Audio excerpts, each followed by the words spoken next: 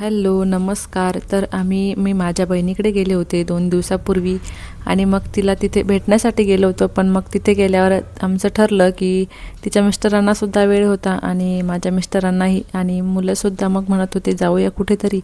तर मग आम्ही ठरवलं की इथे आसपासच कुठे जाऊया, आणि तिच्या गावाजवळूनच भद्रा मारुती आणि घुष्णेश्वर, वेरूळच्या लेणी जास्त लांब नाही आहे, थोड्याच अंतरावर आहे. त्यामुळे मग आम्ही ठरवलं की तिथेच जायचं. इतक्या जवळ असूनसुद्धा आम्ही कधी गेलो नव्हतो.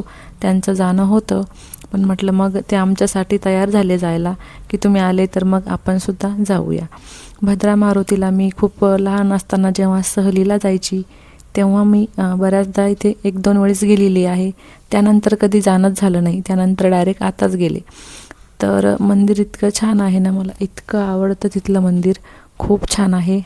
आणि वरतीसुद्धा पूर्ण काचेचंच बनवलेलं आहे. वरचा जो सिलिंगचा आहे ते, आणि पूर्ण एकदम छान, स्वच्छता पण छान असते. त्यानंतर इथे समोरच शनैश्वर देव आहे.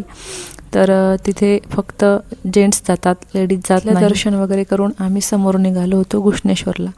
तर घुष्णेश्वरला आम्ही सकाळीच पोहोचलो होतो. जेव्हा सकाळची आरती तिथे होते तेव्हा आम्ही पोहोचलो होतो. तर आम्हाला बराच वेळ तिथे दर्शनासाठी थांबावं लागलं होतं, कारण आतली साफसफाई आणि आरती होती. तर मग आम्हाला बाहेर थांबावं लागलं रांगेमध्ये. आणि तिथे जे आहे तिथं मोबाईल अलाउड नव्हता. बाहेरच मोबाईल आपले जमा करून घेतात. त्यामुळे मला आतलं काही शूट नाही करता आलं. त्यामुळे मी काही शूट केलेलंच नाही. त्यानंतर दर्शन वगैरे घेऊन आम्ही निघालो वेरूळकडे.